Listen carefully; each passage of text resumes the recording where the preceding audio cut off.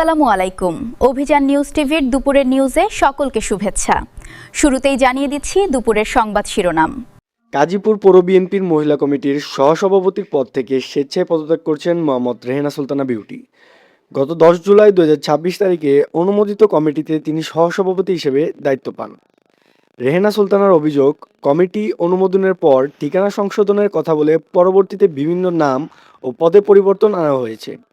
বিষয়টি জানতে চাইলে সংশ্লিষ্ট নেত্রীর কাছে কমিটির কাগজপত্র দেখতে চাইলে তিনি তা দেখাতে অপারগতা প্রকাশ করেন বলে দাবি করেন রেহেনা।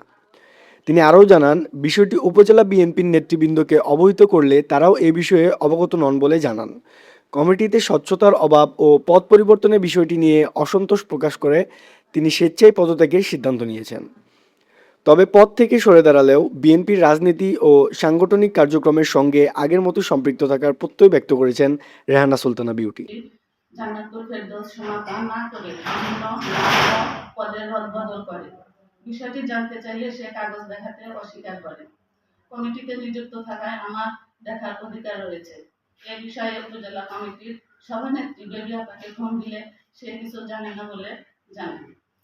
পৌর কমিটির এই রদবদলের বিষয়টি উপজেলা কমিটির সম্পাদিকা লাকি আপার কল রেকর্ড থেকে তথ্য পেয়েছি।